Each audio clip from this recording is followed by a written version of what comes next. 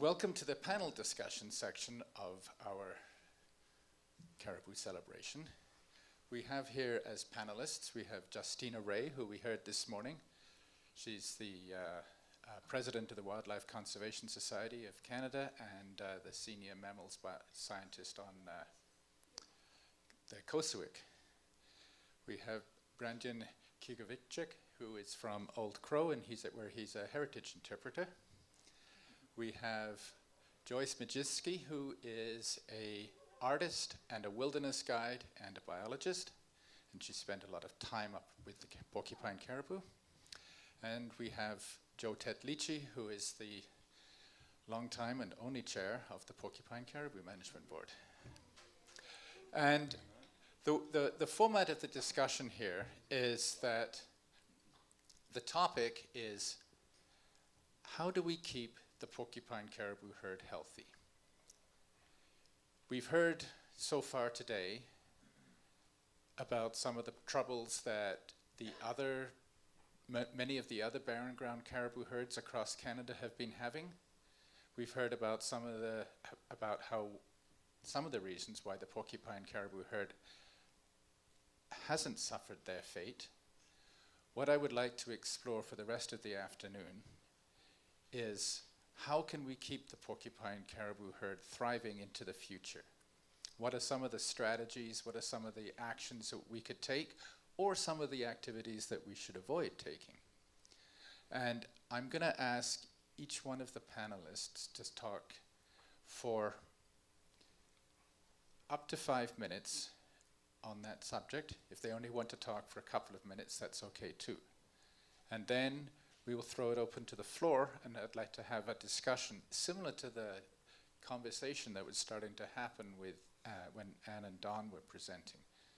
And does that make sense? Is that clear for everybody? Mm-hmm. Great. Okay, so we'll do it in the order closest to me. So perhaps Joe could start, if you wouldn't mind. There's a microphone there for you. Okay, since I got 5 minutes, I better hustle up. So how do we keep the Porcupine Caribou healthy? And I think just looking at our board and my personal perspective is just common sense approach. At one time, and I'll reflect back to historically, our people have always respected the caribou. We need to go back there. Times have changed now. We've always said times have changed. We have faster ways of getting the caribou through technology. We have faster skidoos. We have high-powered rifles. We have choppers. We have airplanes. We can get there much faster. But we need to step back. We need to step back. And in order to do that, we have to start with the children. The middle-aged people, the older folks, already know the values of the Porcupine Caribou. We as managers need to educate. And I think the Porcupine Caribou Management Board is already on track. I take great pride in saying that. We've got a harvest management plan that is there for all time. One of the things we really need to do, however, is go to the communities and have that interaction with the people. And that's so important, because we have to acknowledge these community experts. We have to get them on board. A lot of times we're sitting up here and we're talking, and yet there's people out there that have a lot of knowledge. People are out there are actually hunting caribou now. There are eyes and ears out there. They can give us a lot of good information. And I think if we interact with them, and then we're all moving forward together. And that's something that I've always used as in my talks, is that we're always walking together. I think the PCMB is doing good, and I use another quote is, we're taking the bull by the horns and we're walking forward together with everybody. We have a management strategy that's for all agencies and for all people. We also have a harvest management plan that's there for all times. When the population goes up, when the population goes down, there's management actions for every color zone that we're in. historically, our people have always gone out there and always said, you know, the caribou will always come back if we respect it. And the caribou always came back to them. In this day and age, we have global warming, we have climate change, we have no control over that. But what we do have control over is harvesting. And that's why we're focusing on harvesting. In my talk this morning, I said that it's our responsibility as harvesters to make sure that we do things right, because at the end of the day we want that caribou to come back. And I think a lot of education, we have to look at the cumulative effects of industrial development, and I'm really kind of concerned, and I'm really concerned that when we have these kind of forums that we invite everyone, because we need the industrial developers to know and understand what we're talking about here. Sometimes greed gets in the way, and it shouldn't be, because I think we're all on this planet to make sure that the people that are not born yet can appreciate and can use whatever we have now. If we don't do that, then we're just going to go down in history books and saying, we used to do that, I remember doing that. And I don't think we're here to see that. So with that, I'd just like to say thank you for inviting me here. Merci.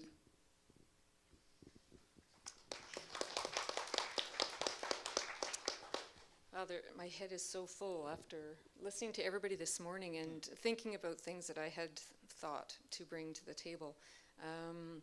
I think in this day and age where everyone is so fearful of so many things, there's a real disconnect between people and the land and between people and animals more than anything.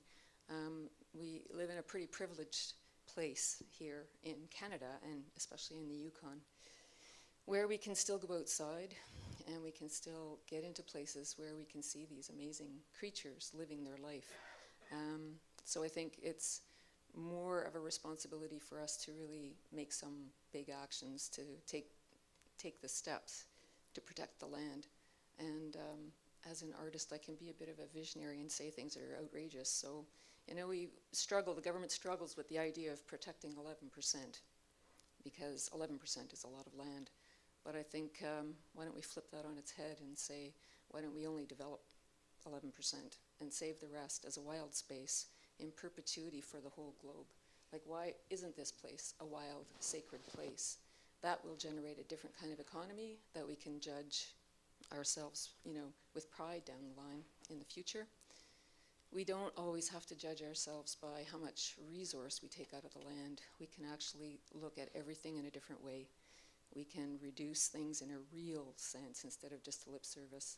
There's so many options out there, and there's smart people all over the world that we're not really listening to. So bring the visionaries to the table, and in order for people to want to do something about anything, they have to care about it. So they have to be able to see it, feel it, and touch it for themselves.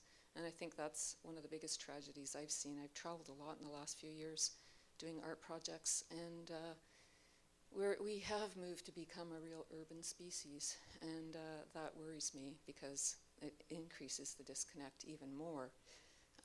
Justina was talking about that earlier with the kids. You know, their idea of nature is going to a park, and I did a collaboration with an artist back in 2001, and I was talking about the difference between nature and wilderness, and one doesn't compare to the other. There's an expansiveness to wilderness that you cannot bring to the city. You can talk about it, you can show pictures, but until you experience it for yourselves, you're never going to have that sense of that stretch of timeless space that gives you the opportunity to connect with the land and with yourself, and therefore with everything else. And that's not something you can teach somebody. You have to live it, you have to try it.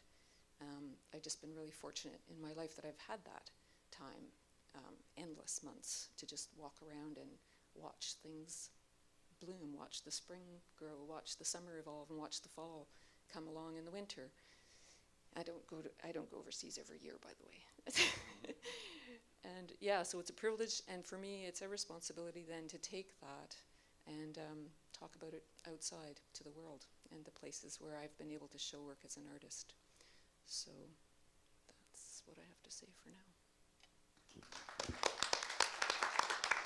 Should I describe this one? Okay. This is going to sound kind of weird, but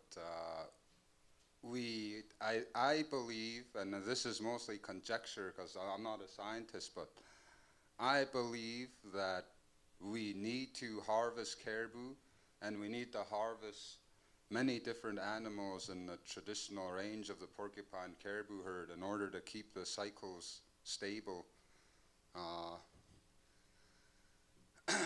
Geez, I'm not even sure how to explain this. It's kind of complex, but like, you know, like of the population cycles of rodents, right?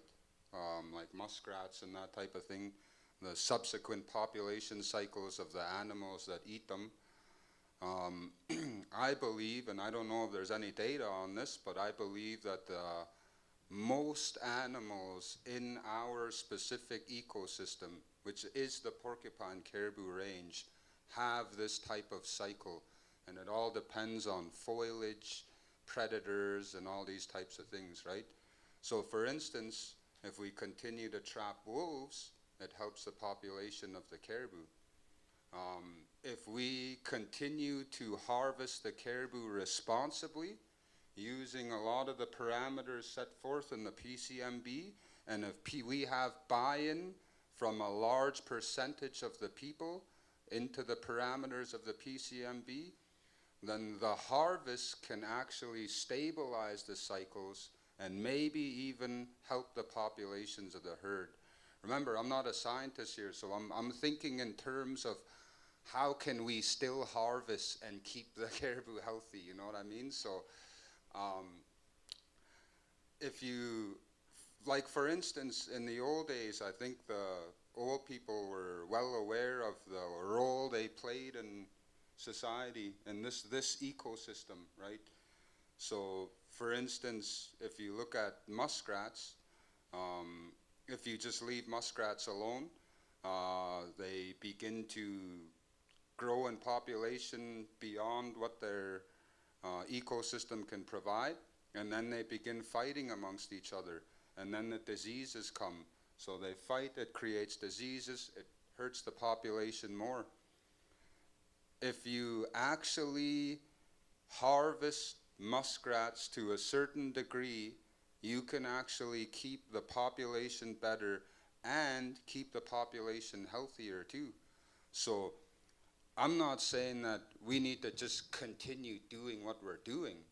What we're doing is really good, and especially in terms of the Porcupine Caribou Management Board, but what we need to do is just keep refining what we do, keep refining our harvesting practices, keep trying to make it better, building on the initial foundation that we have for harvesting practices, and we just keep refining it and making it better and better. And the more we refine our harvesting practices, we may get to a point where we actually do help the population and keep the herd healthier. One of the most profound things I ever heard was from Charlie Peter Charlie. He said when they were culling wolves, he didn't agree with it. He said they shouldn't be culling wolves. You know, people trap wolves, it should be good enough. He said that the wolves can't catch healthy caribou. They could only catch either the sick or the young. And so when they're getting the sick caribou, they're actually weeding out some of the sickness, and they're actually keeping the herd a little healthier. And it was one of the more profound things I ever heard. I don't know if there's any data around it or science or whatever, but it was, I thought that was pretty profound. I'll see Cho.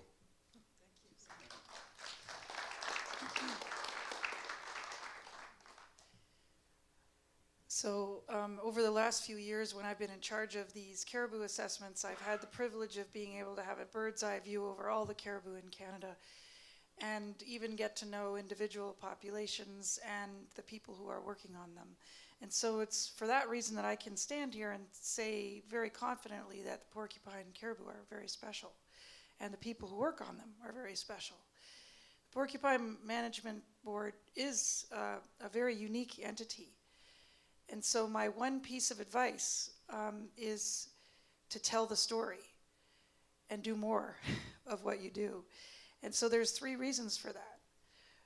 The first is that the Porcupine Caribou Management Board is the only board that's really looking at this issue at the right scale. They're looking at the entire range. They're not caring about jurisdictional boundaries, and it's all across one large range, together with the international board. I mean, that's which you do in tandem.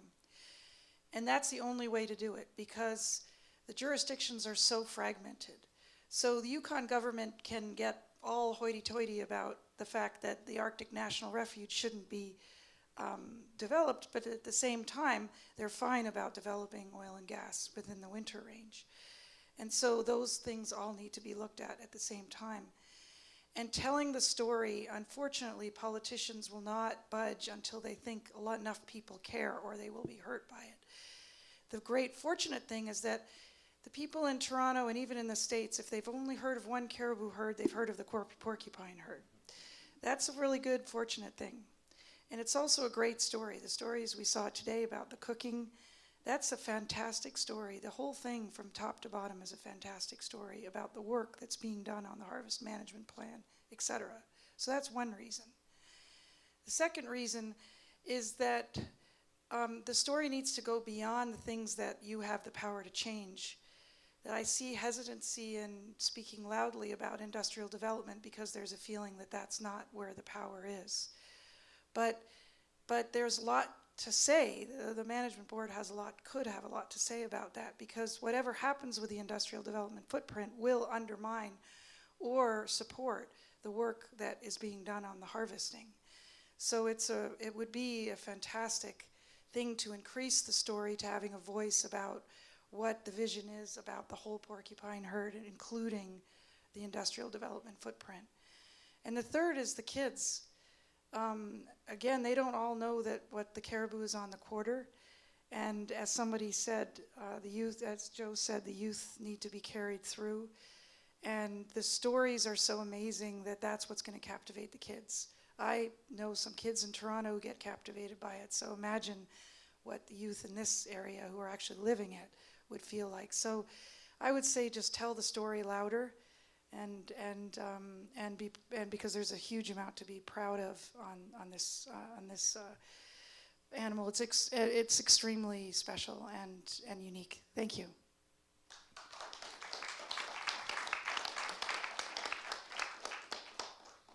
Well, thank you. Does anybody have any questions or comments that they'd like to explore?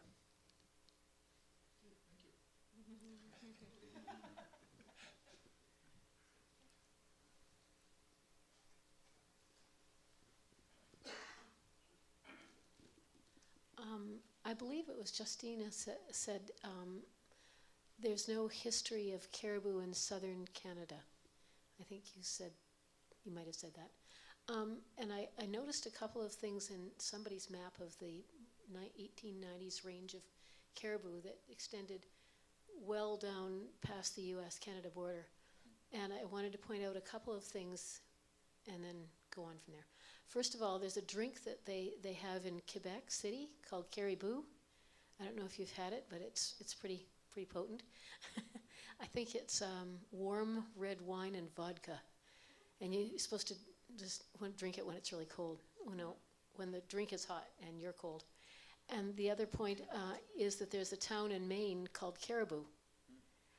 So there's tradition of people in that area with caribou. There must have been caribou there, or they wouldn't have the drink and they wouldn't have the town. So is that a jumping off point to re-educate and reactivate the memories of caribou in those parts of Canada.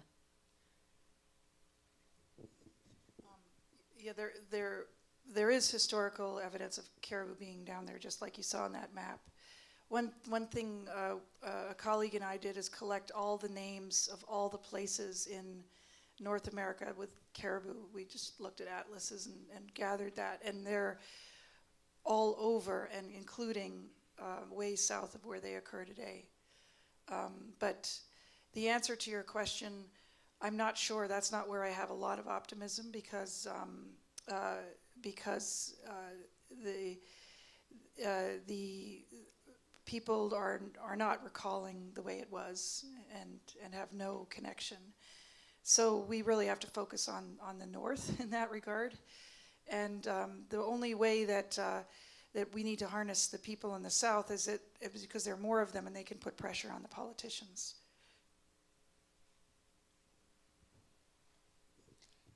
Anybody else in the panel want to weigh in on that one? Okay. Any other questions? Yeah. Okay, we have a politician in the audience. So, sorry, Larry. But she was just encouraging me. And I think we all owe Larry thanks for speaking up loud and clear for the Porcupine Caribou and the calving grounds. He's come out many times and been with you guys, Porcupine Caribou Management Board, and talked about how important the calving ground is. So now I'm going to put you on the spot. We're Yukoners. We live in the Yukon. The winter range for the Porcupine Caribou is here in the Yukon, big part of it. So I want to hear what you're going to do to help us protect the winter range.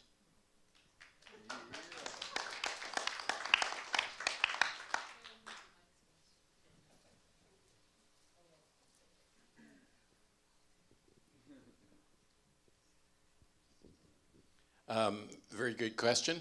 And as I said when you came to my office, I want to talk to the Vuntut Gwitchin about that, just as I have with on the calving grounds, and you know, get their views on that. And I don't know what they talked about in the biological section. I missed the talk, but I want Don to come to my office next week. Actually, we talked about meeting because I really want to know about those other herds. But did you talk about the sensitivity at the calving age at all in your talk? I just wasn't here. Okay, so why they're, I mean, both areas are very important, and why they're so sensitive at the in their calving grounds is there's three things that they're not as skittish as they are in the rest of their life, the mothers, and one is that. As I said, they're more skittish at that time, as I suppose all mothers would be. But it's very important that they don't get scared away from that area, because it's a very narrow area, strip on the ocean. And there's three things that are very important to the calves. One is that the bugs. The bugs can be very, very hurt. But for that, because it's on the ocean and the wind there's less bugs. And the herd is in somewhat of equilibrium, so you can't have you can't disturb them very much in their life cycle. The second point is there's some very rich food on those, once again on that plain, on the Arctic coastal plain. So if they got skittish and moved up into the mountains, that wouldn't necessarily be the same. And the third is, for some reason, the predators don't seem to come out on the plain as much as they harass them in the mountains that are just behind them or in the rest of their grounds. So that's one of the reasons why that's such an important part of their life cycle. But that doesn't mean that the winter calving grounds, and thank goodness to the work that Joe's doing on harvesting, where there is access on the winter grounds as well as other developments. So we're certainly keeping an eye on it because of your visit to my office, for one thing.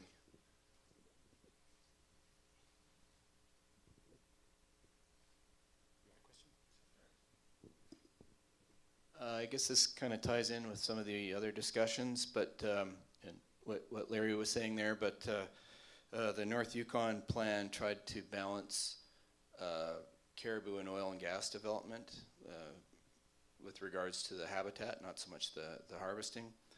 and there was a little bit of protection there, and quite a bit was already protected. And then the commission suggested some kind of middle ground where you cap, or not cap, but manage differently when certain levels of disturbance have happened. So I'm wondering if you have any thoughts on that approach, or if there's any other approaches in the middle ground that you think are worthwhile, or is it just another question of protected or not?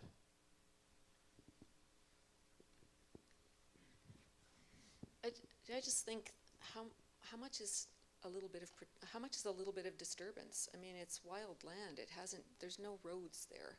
So if you put a road there, you'd already change everything. Like, look what the Dempster does. You know, you can't, it's like being a little bit pregnant. You either are or you aren't. You disturb or you don't. I don't see the middle ground there. Like, you know, do you fly people in and then you shut it down when the caribou migrate by? I think there's really just a value in the intact area not being disturbed, because then it supports the biodiversity in its fullest extent, not just, you know, thinking beyond just the caribou herd, but all of its predators, all of its food sources, and all of the other animals that live in that ecosystem. I mean, the porcupine caribou herd is a species that you can point to. It's a sexy species. If it was some little slug, no one would really care about the land, but it's something that, you know, it's inspired people. It feeds them, you know, it feeds your body, but it feeds us metaphorically and spiritually and every other way as well, creatively. So you can grab onto it, and it's a really beautiful animal. But it's all about the land that supports it, and the land supports us. So if we want to save ourselves, we need to save the land. And how important is that bit of development in the end? Those oil reserves, you know, there's all kinds of exploration, but what are they exploring? Do they really need that? By the time that gets developed, won't there be another solution to energy? Aren't we smart enough to do that? We put people on the moon. Can't we get off the oil? Can't we get off the gas and the fracking? Like, how much water do we have to waste pulling out resources from the ground before we realize that we've just wasted all our water? It's ridiculous, really.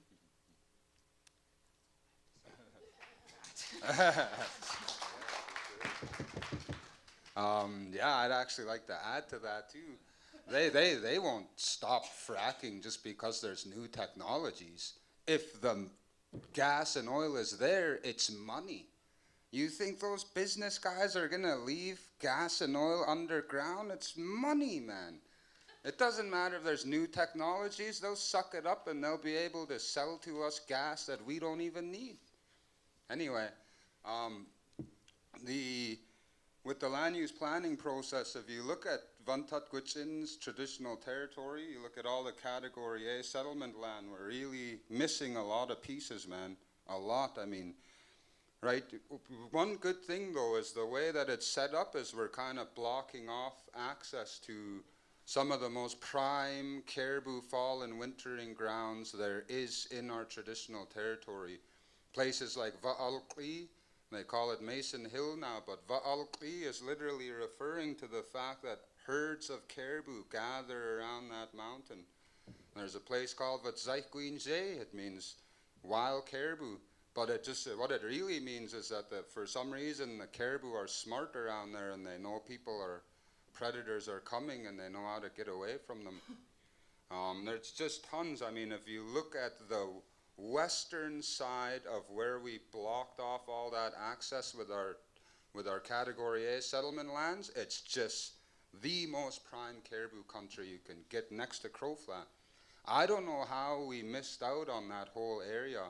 But what I believe is that we had to put so much into Crow Flats because Crow Flats is a virtual gold mine of oil and gas and we had to protect it. So we had to make it one big Category A settlement land, and that took up most of our mileage or most of our square mileage. So we had to pick and choose after that. But they were pretty strategic in the way they blocked off access to those prime caribou countries, though. So, with that said, a land use plan could be a pretty strategic way to go about it. And if you look at where, say, for instance, Northern Cross is operating right now, I mean, I would argue that we should have gotten that area protected too. It don't look like much, but some of it can be pretty prime caribou country at certain times or in certain seasons. Or maybe sometimes they won't go around there for a couple of years, but then they'll come in droves a couple of years later. Probably has something to do with foliage and all that, but like I said, I'm not a scientist, so. So yeah, I think if we maybe opened up the North Yukon plan, I don't even know how that works, but there must be some kind of amendment clause or something, or maybe we just develop a new one. I don't know, I could totally see something like that happening though, just based specifically on how do we protect the herd better, you know.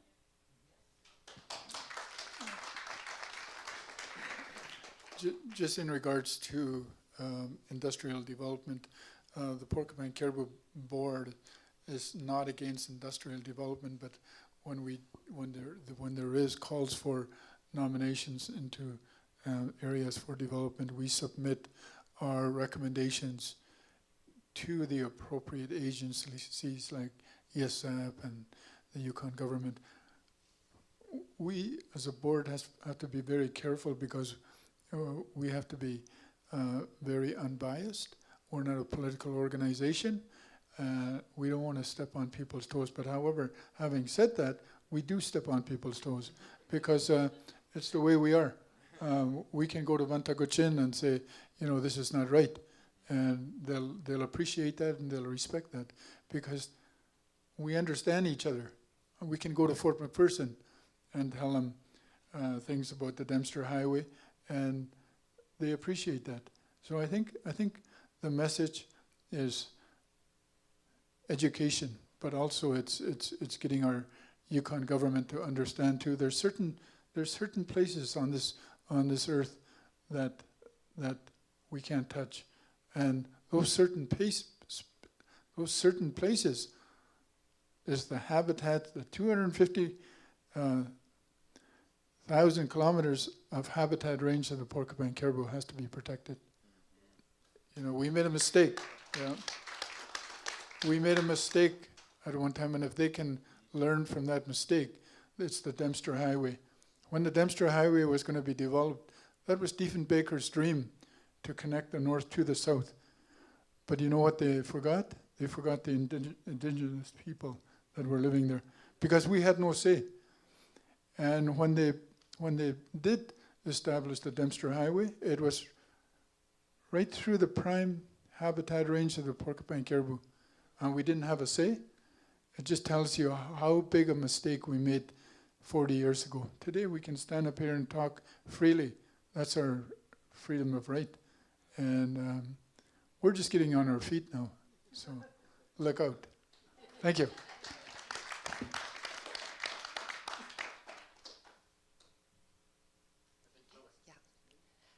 So what I had to say was sort of follows in with what you've been talking about now about the protection of the range, and I think that we should go for protection of the range as we know it, and it could, you know, as an extension of ANWR, and that would give stronger political governance for, you know, to the U.S. as well.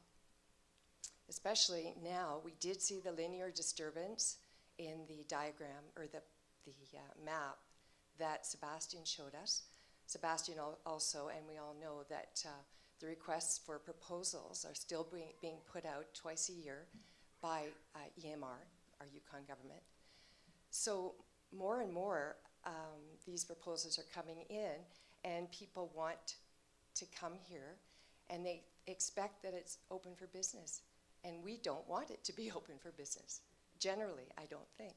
And I don't think it's a wise thing in terms of our, you know, what Joyce was saying about our global search for renewable energy.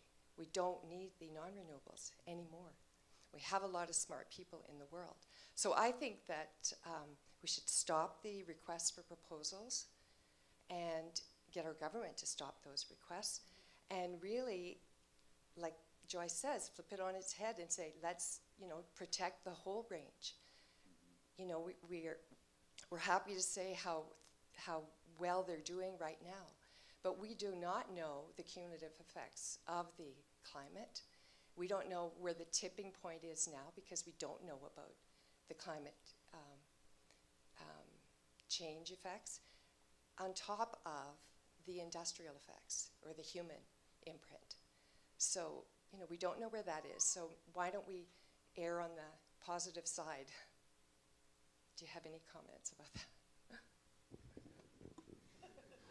Just on that, I think the Canadian government is trying to work for the Porcupine Caribou too, in regards to the 1002 lands being protected. We have no control over what they do in Alaska. However, we can educate our grassroots people there. There's 4 Gwitchin communities there.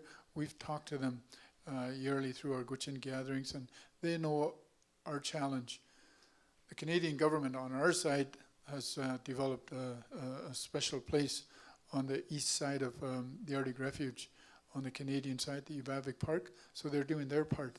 Also the Vuntut Park on the east side of the Alaska-Canada border too. So it's a small part, but it says a lot. It says that we are trying to protect special places, and that's the way they're trying to help with the protection of the habitat range of the Porcupine Caribou. When Pazlowski's government was in, and I was on chief and council at the time, and he was putting tenders out left, right, and center in our traditional territory, and none of them got bought up. It was kind of hilarious and kind of beautiful at the same time, but I couldn't figure it out. Like, what I think is they must have had the same map that I have in my office, where it shows all this Category A settlement land, and they also knew that we were 100% opposed to fracking in our traditional territories. So they're like, well, crap, we're going to need access through their through their Category A settlement land, and obviously we're not going to get it. So they weren't going to be able to build the proper roads and get proper access. It's just what I assume anyway. But I remember, I mean, lands and resources, fish and wildlife, and heritage was my portfolio.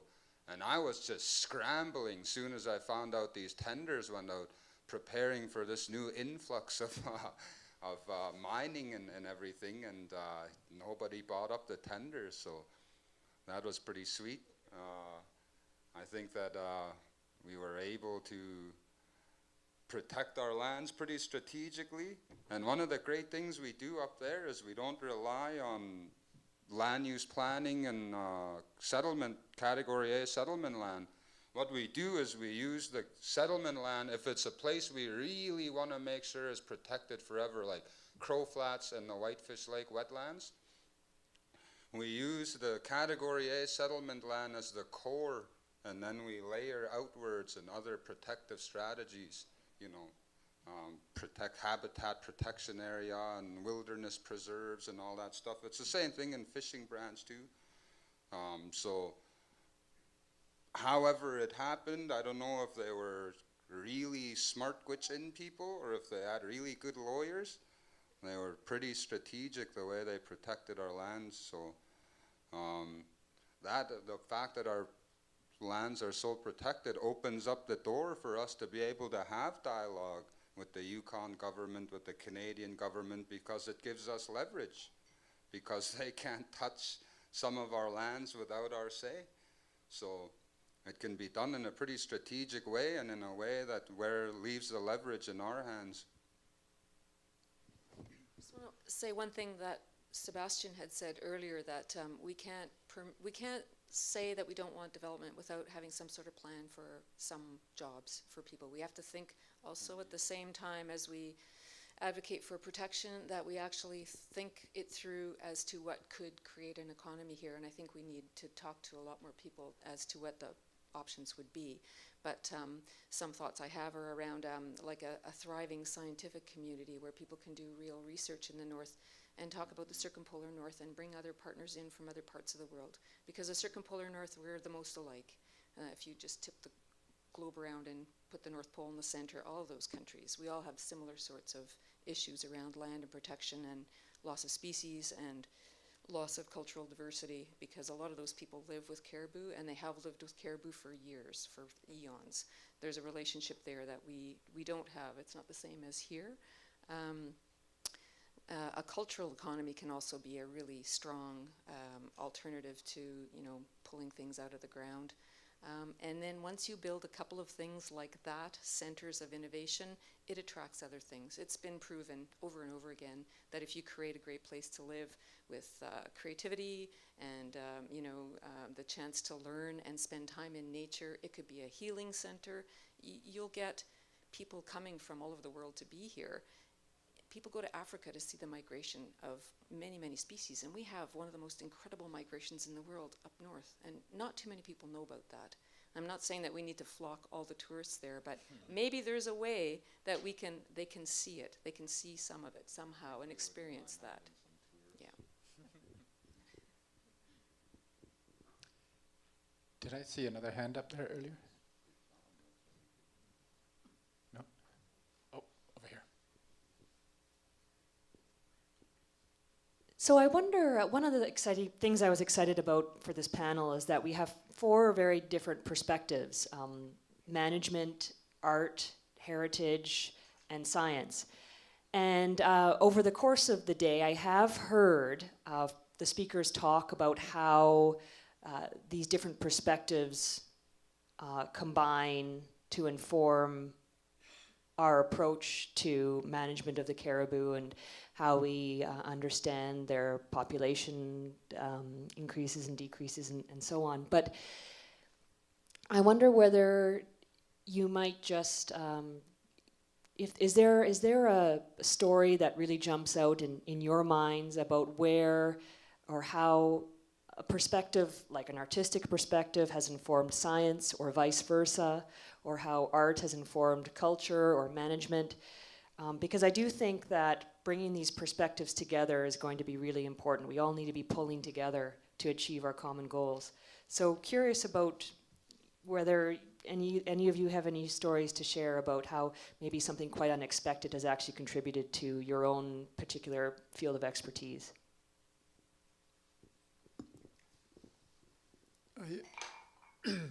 I can somewhat understand your question. However, I think it boils down to education. If the heritage, if art, and if management all come together, and I'll give you a good example. In Oak Crow, they're very connected to the land. So when the caribou comes in the fall time, everybody goes out, and the babies and the kids. I mean, there's no such thing as school, okay? Everybody goes out. So during the winter, if they're doing artwork, okay, the teacher will ask them, draw something. I would say 99.9% of the kids who are probably between the ages of 6 to 10 are going to draw caribou. And that's really important because they've been out on the land. We as a Porcupine Caribou Board are going in there educating. The Heritage Department are talking about the history of the caribou. So it's already visualized in their little brain that, and it's hands-on, okay? Every kid in Oak Crow can recall their parents harvesting a caribou, butchering the caribou on the banks of the Porcupine Caribou, roasting caribou ribs. Who's going to forget that? Okay, so these young kids are going to grow up being protectors of the land. Thank you. When you were talking, I just had this vision of an experience I had last year. I was in France, in cave country, and everyone knows about the Lascaux caves. You know, these are like the famous caves. Well, I didn't go there. I went to another cave, one that Werner Herzog made a movie about, called The Cave of Dreams. And it was a cave that had been forgotten, and no one knew that it was there. And they've taken the whole cave and reconstructed it to the T. It was a grizzly bear cave, like a cave bear cave. So there were tracks on the mud on the ground, and there was a walkway through. It took about an hour to walk through there, and they kept it all dark, and there was dripping water. It was kind of damp and kind of cool in there, and you had to go in a group, and they used flashlights, so you only got to see the part that you could see when you were there. So these people had to go in when the bears were not there with their lanterns and go in and make these amazing paintings on the wall. And it was unbelievable how beautiful this was. And I just have a memory of when you think about culture, when you think about what you remember as a legacy of a people or a time or a place, it's the things that were left behind by some creative person somewhere and somehow, whether it was hand marks on the wall or something scratched in the rock. But there's going to be a legacy left behind that's really important. And so I think those are really strong messages to tell the story as well, when you're not there to experience it yourself. One of my favorite paintings in the world is a painting done by one of our own people.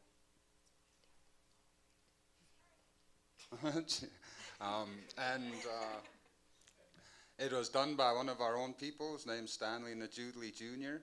It's a picture of a caribou, and it's the skin, it doesn't have its fur on, and you could see all the connected tissue, the anatomy, all the organs and everything. And the connected tissue and the veins and everything, and it's like what makes its paws are growing right out of the ground. So the caribou is literally like growing right out of the ground. And I mean, with something like that, how something like that could inform people. I mean, I could look at that picture, say if it's a kid or something, I could start with the formation of the first stars and go through how the stars had to fuse these elements together that created the carbon that builds all of us. And then that got spewed out into the universe, built our planet, and then we grew out of that carbon. I mean, and that's kind of a way that art can inform people. There's also, I mean, if you just look at our pre-contact existence, it was art. I mean, you look at our 9-foot-long fish spears with the tongs on them. They're like toggles or something. And they used to, it's even documented in Archdeacon MacDonald's journals in 1863 in the very eddy that people ice fish today still. They would cut out a hole in the ice, and they have broken up bones that they've bleached in the sun. Those bones are pure white, really bright, because they bleached them in the sun. They take those, they throw it into that hole, and then they cover themselves with a caribou blanket, and then they lower that 9-foot spear in like this, and when that fish swim by those bones, it's going to make a shadow, and you stab it like that, pull it out, break it in half, throw it in a pile. If that's not art, I don't know what is. You look at our caribou fences. I mean, I don't want to go into it too much because it takes a while, and I'm going to be going into it in my presentation tomorrow, but if running those caribou fences is not art once again, I don't know what is, man.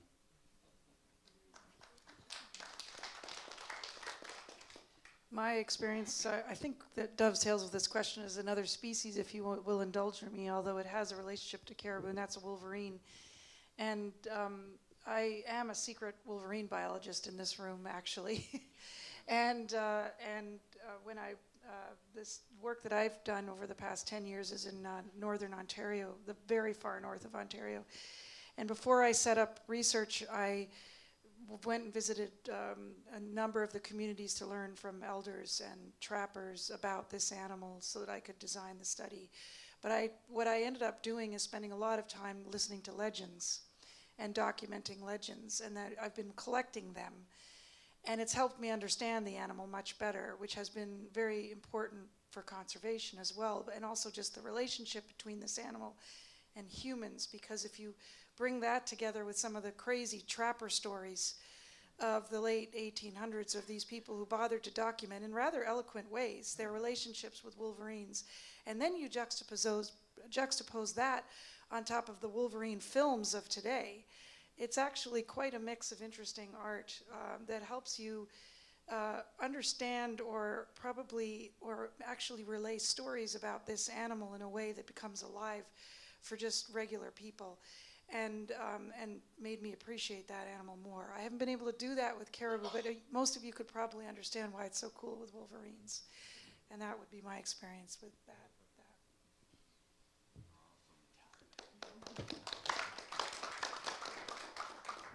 Hello. Just one question or maybe an observation. I think the panel and the speakers we've had today have been wonderful. I always say every day you learn something, and I really appreciate coming for the day. It's too bad that we don't have people who are in decision-making positions like politicians. I would like to suggest that a lot of this information should be presented to our MLAs. And I think importantly, that's where the decisions are made quite often, and they're not made sometimes with very much knowledge, or maybe very biased knowledge. What I'm hearing now is the holistic approach towards what life means in the Yukon. And I think we have an opportunity here with a new government who I believe want to do things differently. I would hope that's where we're at. I'd like to encourage all of you, including the people in here, to get to your MLA and say, look, you need to be informed. Because I think for some of us who've lived here for a long time, I find I'm being informed every day. I've learned so much today just from being here. And I think this, we should have a full audience here, because Yukoners need to know why we live in the Yukon. And when you go to their door, they tell you why they live here. And so I think, again, I appreciate what you've done. I thank you for it. It's not a question. It's just sort of saying, I congratulate you for what you've done. Let's just keep doing it, because education is the most important thing. And Joe, you've done a fine job in making sure that message gets out there. So I thank you all for that.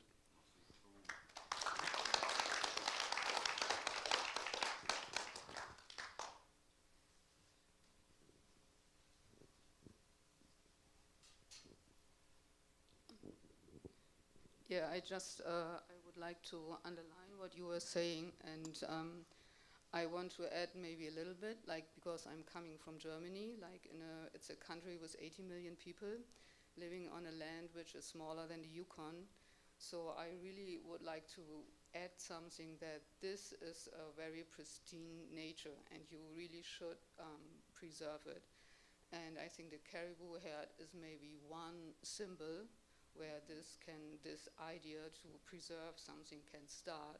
But I think really, I'm an artist myself, and I trained my whole life in saying also something that maybe the people don't like, but I would like to see the 86% of the Yukon served and protected.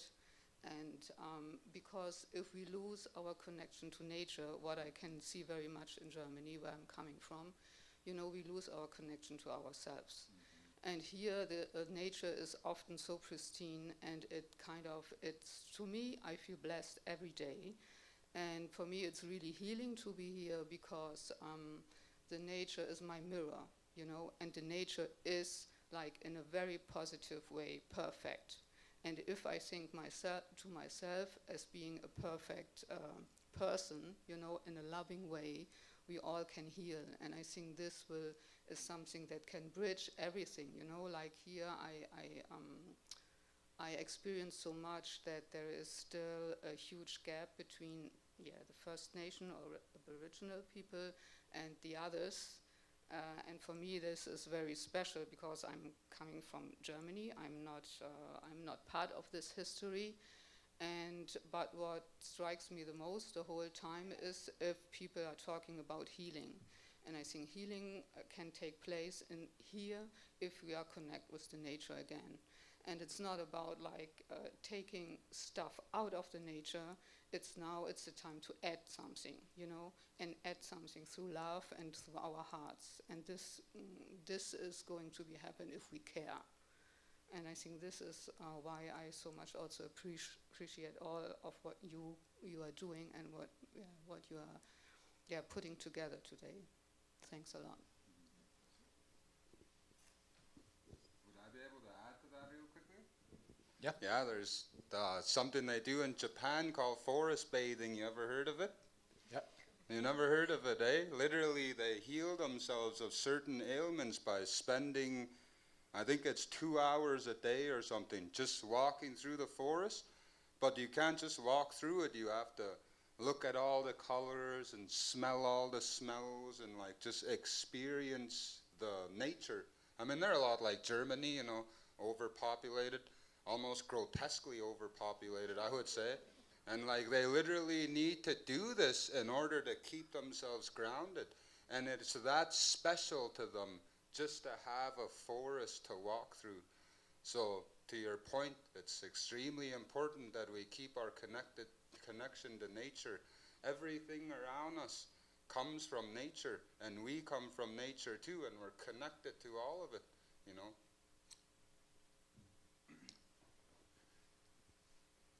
Well, thank you very much, everybody. Thank you for the people on the panel, and thank you for the people that asked such intriguing questions and had such a good discussion. I have a couple of thank yous to make. So I would like to make particular point of thanking the Porcupine Caribou Management Board for supporting this event. And without the Porcupine Caribou Management Board, we wouldn't be here on a couple of different levels. The Vuntut Gwitchin First Nation, also for supporting this event. We wouldn't have gone ahead with this event had the Vuntut not given us a blessing, at the very least their blessing. And of course as well for making the food available for Michelle Genet to provide for us at lunch. There were several volunteers who you might have seen helping out around here today. Julie, thank you. Jason, thank you. Natalie, is she here? No? Okay. And Shauna was helping too. I'd like to thank the YCS board for supporting this event. Tanya Handley for a couple of different things, including making the beautiful poster. Of course, I need to thank our speakers. So Anne and Dawn and Justina, and the panelists, of course. We also got funding, so I should thank the City of Whitehorse, the Community Fund for Canada 150, and the Friends of the Dempster Country. I'm going to preemptively thank the Environmental Awareness Fund. We haven't heard back from them yet, but